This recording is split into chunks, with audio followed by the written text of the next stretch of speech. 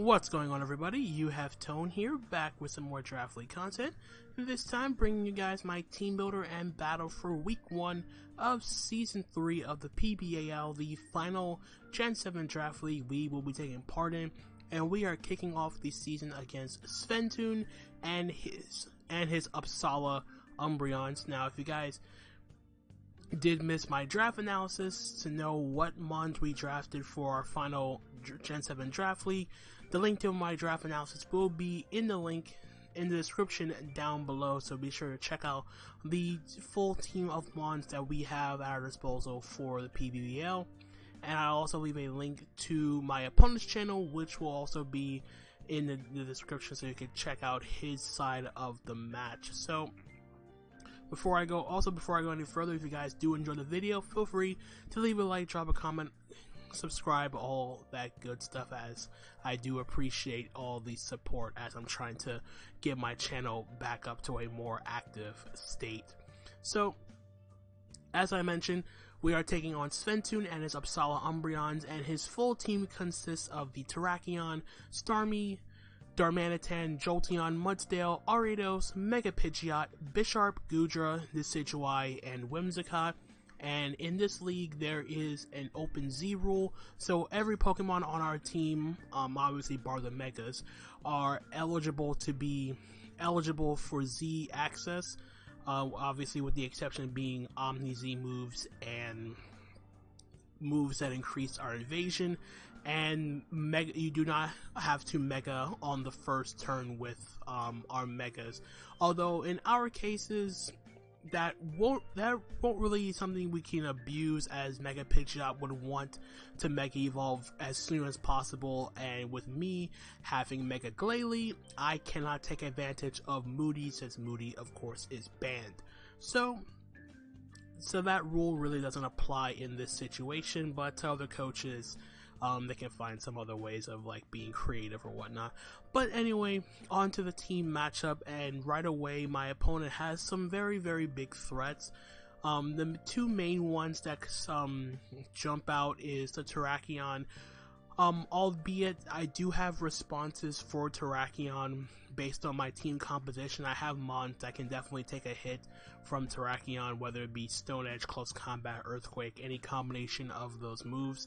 But the main issue would probably be Mega Pidgeot, as I don't really have a definite flying resist. I do have Pokemon that resist flying with my double electric core, Tapu Koko and Alolan Raichu, but those two aren't necessarily Pokemon that's going to be wanting to switch in on Mega Pidgeot, to say the least. So, still Mega Pidgeot is going to be a very, very big nuisance to my team, so I have to be very, very cautious of that. Other than that, though, I do feel like I have the tools necessary to take on any combination of mons that he can bring against me. And the end result that I'm going to try to go for with the team that I built here is basically going for a endgame sweep with my Alolan Raichu, which I will go over in a sec. But first and foremost, let me just jump right into the team so we can see what we have for our first week of action. So first off, we have a physically mixed Electrium Z Tapu Koko with Wild Charge, Brave Bird, U-Turn, and Grass Knot. I figured going the route of physical Tapu Koko will be better in this matchup because of the fact that I am able to get more damage off on something like Goodra, who want to come in and check the special variant of Tapu Koko. I figured physical will be a little bit better in the sense that I am able to still maintain momentum with the U-turn against pretty much everything on his team, as he does have ways of stopping Volt Switch between the Jolteon and the Mudsdale, and I would at the very least like to get momentum. I don't want those things to stop my momentum, so I went with U-turn.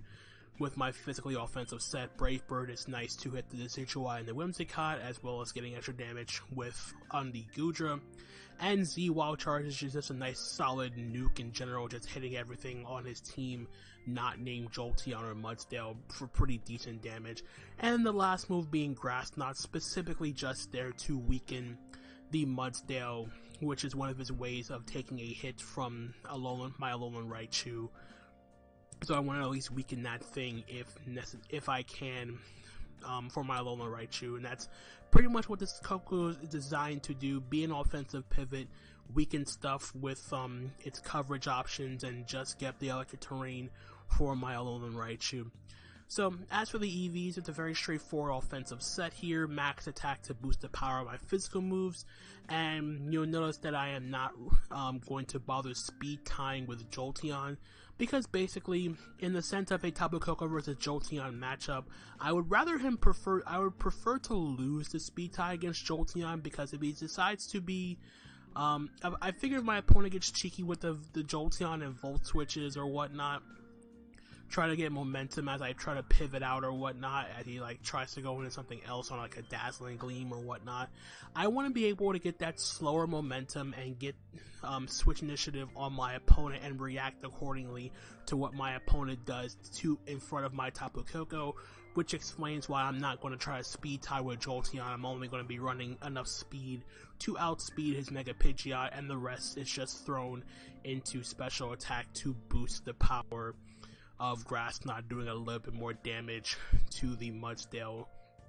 Nothing much else to say in regards to the EV spread. It's just a very straightforward set, mainly, like I said, just designed to be an offensive pivot and just try to chip things down as best as I can to try to achieve an end game with my Alolan Raichu. So, moving on from my Koko, so the rest of my team is pretty much designed to help Alolan Raichu achieve the end goal that I'm talking about. So, the next Pokemon that's designed to help out my Alolan Raichu in the sense is going to be my Nidoqueen, and Nidoqueen's role in this game, it mainly does one thing in particular and one thing only, and this set is mainly just here designed to switch in, or not switch in, but this is more dependent on what my opponent decides to bring as in terms of his team composition.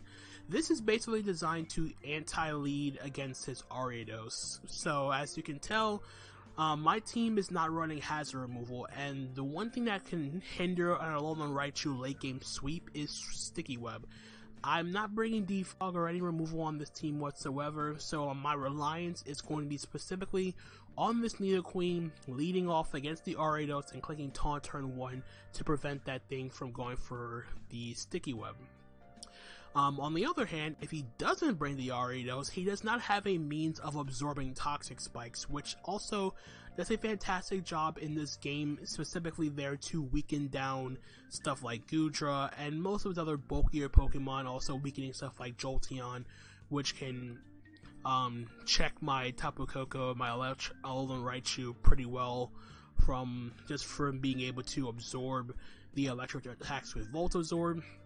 And basically, the coverage, from a coverage standpoint on my Nidoqueen, Ice Beam plus Earth Power is really all I needed, because of the fact that the mons that he has that are resistant to Ice, being the Starmie and the Bisharp, do not appreciate switching in on an Earth Power, specifically the Bisharp, and his Earth Power resist being the his double grass types and the Mega Pidgeot being immune, do not appreciate Ice Beam whatsoever. So this is pretty much designed to take advantage of his slower defensive mons and me trying to just weaken them to the point where he's forced to essentially either bring defog on either his Whimsicott Decidueye or Mega Pidgeot, or if he does decide to bring the Starmie, he's forced to waste a turn trying to rapid spin my Toxic Spikes away. But mainly the intention with this Nidoqueen, if he does not bring the Ariados, is to try to get up Toxic Spikes to chip down his team for my Alolan Raichu. And Ice Beam plus Earth Power, as I mentioned, is just very nice in general for his entire team. EV spread is very straightforward. Max special attack to boost the power of Ice Beam and Earth Power, with enough speed to outspeed Adamant, Decidueye, and Bisharp, so I can Ice Beam and Earth Power both of those mons respectively. Next up is going to be my Swampert with leftovers with Stealth Rock, Protect, Ice Punch, and Earthquake.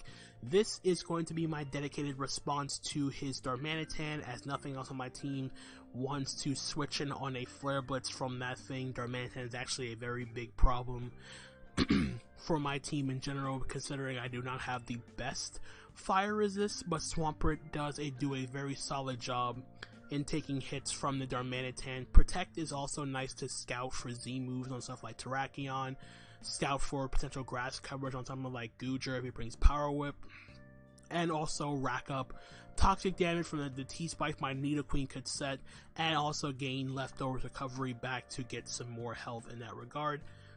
And just in the same vein that my Nidoqueen's running Ice Beam plus Earth Power, my Swampert is running Ice Punch plus Earthquake because Ice plus ground coverage does exceptionally well against my opponent's team. Like, nothing really comes in on either coverage very well, all things considered. So yeah, the idea with Swampert just to come in, get up Stealth Rock, and chip things down with a combination of Ice Punch and Earthquake, and Protect for scouting purposes and racking up damage from Toxic Spikes if I'm able to get them up. As for the investment, it's a very straightforward, mostly physically defensive set with enough Spadef on my Swampert to guarantee live a Life Orb Hidden Power Grass from Jolteon after Rocks, and the rest thrown into defense and max HP to take physical hits better from stuff like Darmanitan and the Terrakion. So next up is my specially defensive Cobra Berry Necrozma with Swords Dance, Moonlight, Photon Geyser, and Earthquake, a specially defensive set, as mainly this Necrozma is solely designed for the purpose of trying to switch in and take a hit from the Mega Pidgeot, as this is pretty much the only thing I'm bringing on this team designed to actually take a Hurricane from the Mega Pidgeot, heal off the damage with Moonlight. Cobra Berry is mainly just here on the chance that he tries to knock off my item with either Bisharp or any other one of his Mons, but this is my dedicated Mega Pidgeot switch-in. It can take 2 Hurricanes from Mega Pidgeot from full, and I can just heal off the damage, weaken down the Mega Pidgeot with Photon Geyser, and Earthquake is mainly just there to hit the Bisharp super effectively. So, EV spread, mostly specially defensive with some speed EVs thrown in there for some general speed creep against something like the Decidueye and Bisharp that wants to speed creep like an uninvested Necrozma. Next up is my Assault Vest Buzzwole with Drain Punch, Leech Life, Ice Punch, and Rock Tomb, and quite frankly, this is pretty much all the coverage I need on my Buzzwole to weaken his team down. So pretty much the intensive design of this Buzzwole set is to chip away at most of his special attackers, stuff like Starmie, stuff like Whimsicott, pretty much anything on his team, Jolteon, most special attackers. Basically, if its name is not Mega Pidgeot or Darmanitan, this Buzzwole can definitely take any one hit from anything else, also barring a potential like Z Brave Bird Decidueye. I can't take a hit from that unless I was like Cobra Berry, or Z Hurricane Whimsicott. I cannot live a hit. I cannot live that with my Buzzwole. But basically, what the investment does is with 220 EVs and special defense by itself and the Assault Vest, I am guaranteed living a Life Orb Psychic from Starmie after Stealth Rock, and I one-hit KO that thing back with a Leech Life. Now, it may not matter that much in the sense that I have 2 electric types to take on Starmie, but just having that thing weakened in general or eliminated means that it's still... Well, I don't really consider Starmie that big of a threat considering the option I have at my disposal on my team. I still figure it was enough of a threat to try to at least prepare for that specific calc, because Starmie in and of itself, while it doesn't really look like it has the best matchup, it still has the ability to break down my defensive core pretty well, especially in conjunction with Mega Pidgeot, so I do have to be careful about that. Speed EVs is just, again, general speed creep against Decidueye and Bisharp.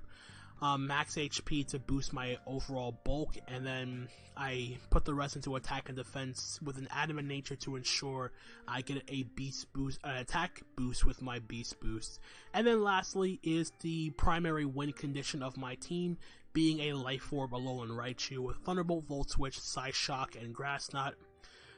As I mentioned, the idea behind my team is to get up rocks in my Swampert, chip things down with my defensive core and to get myself into a position where I can potentially just end win in the end game with my Alolan Raichu just clicking Thunderbolt, ideally, or Psyshock.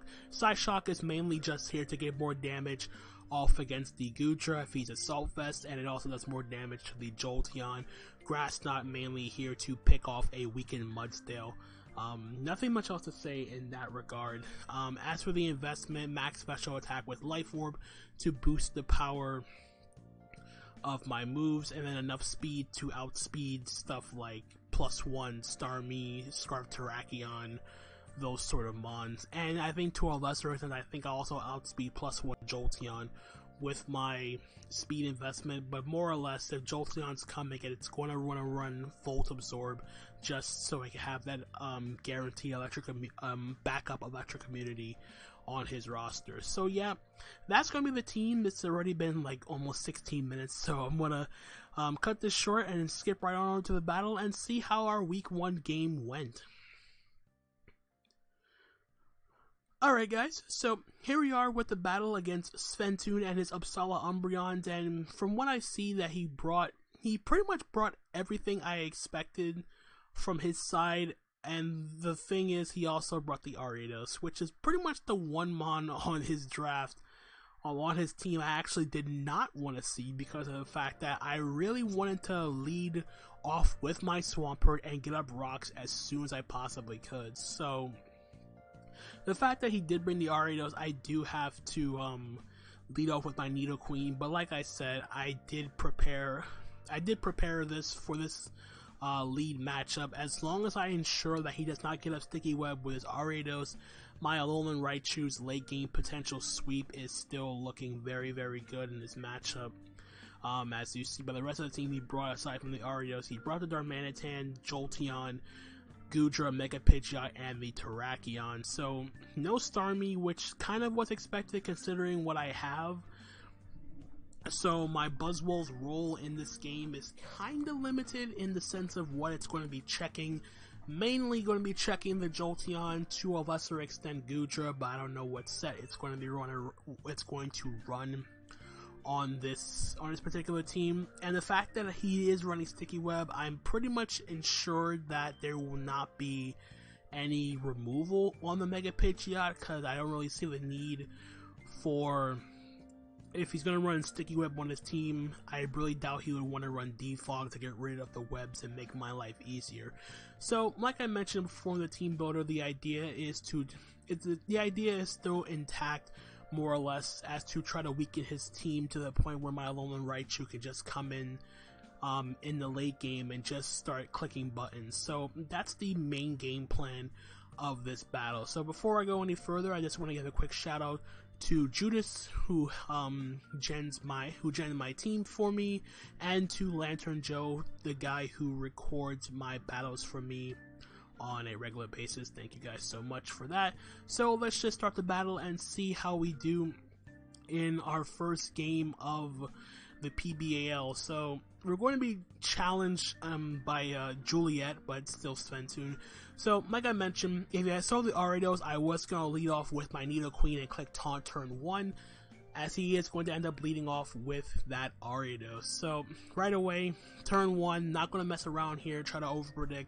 I'm just going to click Taunt turn 1, and we are going to see that he does indeed go for the Sticky Web, and it's going to fail. So now I'm going to click Ice Beam here to break the potential Focus Sash on this Ariados, as he's actually going to end up revealing the tech of having Stomping Tantrum.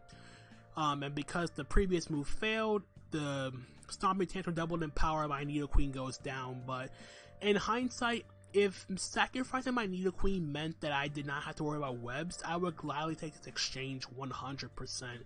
As with my Nidoqueen going down here, I don't get up my T-Spikes, which is fine. It does allow me to go out into my Necrozma here. I'm just going to spam Photon Geyser as he switched out his Ariados into the Goodra.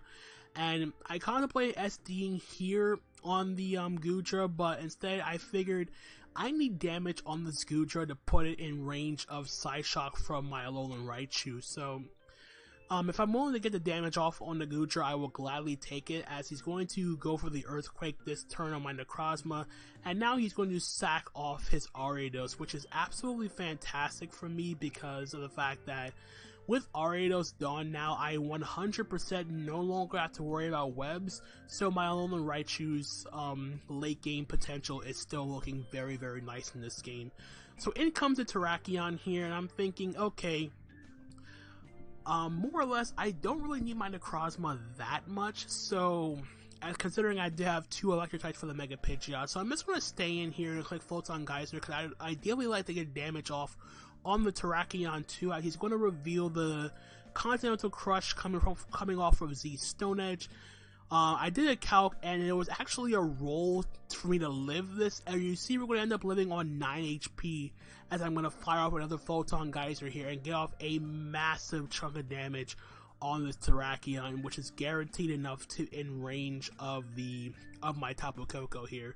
So I'm just going to sack my Necrozma to the Earthquake, as Necrozma already did its job, and then some, taking out the Ariados, excuse me, and weakening the Terrakion for me to go out into my Tapu Koko, get out the Electric Terrain, and I'm just going to click Brave Bird. I clicked Brave Bird here just because I didn't want to risk and a resist a U-turn not killing the Terrakion, and he goes for Earthquake or Rock, gets up his Stealth Rock here. So I just clicked Brave Bird, knock that thing out.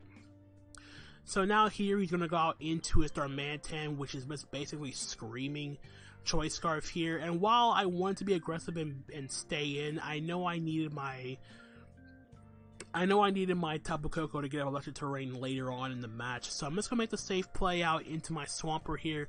He's going to go for the U-turn, and he's going to U-turn out into his Goodra, and I'm thinking, okay, the fact that he's going to go Goodra here, he must be packing the Power Whip. So what I'm going to do here, I'm going to protect first to scout for the Power Whip, as he's indeed going to have said Power Whip, and I'm going to obviously not get hit by that. So here, I want to make the aggressive play and stay in and get up my Stealth Rock here, but I'm actually going to just make the play out into my Buzzwole, as he's going to pull the switch out into his Pidgeot, expecting my Buzzwole to want to come in on the Power Whip. So, good play on his part. And looking at what he had, I didn't really feel like my Buzzwole was going to be doing much of anything this game because of the team composition. Like, the only thing it was really going to be checking was Goodra and the Jolteon. And I didn't want anything else on my team to take a Hurricane because I lost my Necrozma. So I just let my Buzzwole go down to the Hurricane here. It wasn't really that big of a loss as far as I'm concerned. So here I want to go out into my Swampert and get up my rocks, as he's going to go for the Hurricane here. It's going to be a 2 KO. He's going to get the Confusion though, and I'm hoping and praying I break through to get my rocks up. Luckily, I do get my rocks up with the Swampert, so that chip damage. So unless he's packing Defog on his Mega Pidgeot, these rocks are here to stay.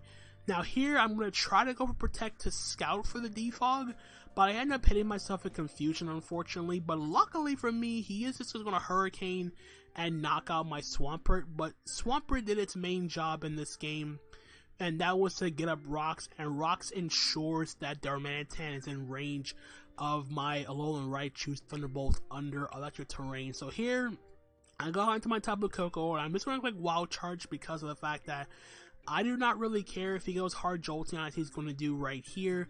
I can just go for the U-turn, the turn afterwards, and get myself into a position where my Alolan Raichu comes in unscathed, but he's going to end up revealing the Wish on the Jolteon, and I'm like, oh crap, this is actually not that good, because this is a bulky Jolteon, excuse me. So now I'm going to U-turn out into my Alolan Raichu, and here I'm like, oh, he's going to have Protect, but I can't do anything to stop that. So I'm just going to click Psyshock here, as he's actually not going to Protect, and I end up knocking out the Jolteon, which is actually fantastic for my Alolan Raichu here, as I'll talk about that later on at the end of the game. So here he goes out into his Goodra here, as I have this thing in range of Psyshock. So we're going to take out the Goodra with the Psyshock, Alolan Raichu picking up its second kill of the game, and all he has left is the Mega Pidgeot and his Scarf Darmanitan. He is going to sack off the Mega Pidgeot to the Thunderbolt, So Alolan Raichu picking up its 3rd kill of the match, and all he has left now is his Darmanitan, as the electric terrain is going to end. And now all I have left to do is to just go out into my Tapu Koko, get the electric terrain back up, let my Tapu Koko go down as I go for the Thunderbolt again. So it comes Tapu Koko here. As I get the terrain back up, he's going to end up locking himself into Fire Punch, which is not even going to kill me. And I'm just going to let my Tapu Koko go down to the next Fire Punch. As Tapu Koko goes down, I go right back out into my Alolan Raichu. We are going to fire off a modest Life Orb Stab Thunderbolt in electric terrain against the Darmanitan.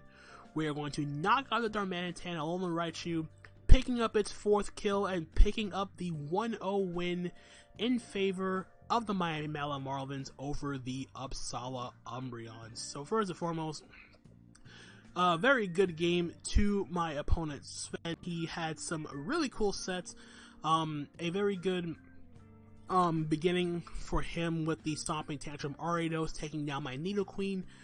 But as I mentioned already, if it meant that I didn't have to worry about webs, then I would gladly make the exchange of losing Nidoqueen in exchange for no webs.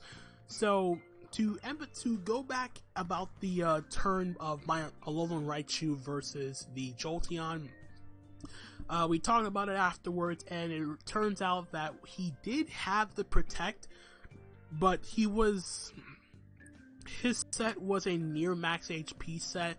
I did the calcs myself, and it turned out that Life Orb Psyshock to that Jolteon was a roll in his favor to live, and I ended up getting the high roll. And what he would have done afterwards was, if the Jolteon lived the Psyshock, he was going to Volt Switch out into Goodra to get the wish from the Jolteon, and then he would Earthquake force me out, and because all I had left was Alolan Raichu and Tapu Koko, and essentially it wouldn't have been that good for me, because I think at that point I would have had to crit Psyshock in order to knock out the Goodra. But at the same time, I can't really get into what ifs or whatnot, what would have happened had I didn't get a roll or anything of the sort. Overall, I do feel like I executed my game plan very, very well. I ensured that I was able to weaken everything to the point of getting my Alolan Raichu in this position, but the most important part about this matchup was the fact that I was able to get up Stealth Rock, because without that extra chip damage from rocks, I guaranteed did not take out Darmanitan from full HP with Life Orb Thunderbolt under terrain, as I think the max roll to uninvested was like 91%. So getting up rocks was extremely crucial for me to win that game in the late game with my Alolan Raichu. But overall, I do feel happy about the game that we played. It was a very tightly knit 1-0 game, which I do like to play. These sort of games are like very, very nerve-wracking, obviously. So really happy that I played the way I did. I performed pretty well, all things considered, in my first week of the PBAL. Again, good game to my opponent. Be sure to check him out, as I mentioned before. And yeah, that's going to be it from me, guys. Again, I hope you guys did enjoy the match. And until the next time, this is Tone, signing out for now. Peace out.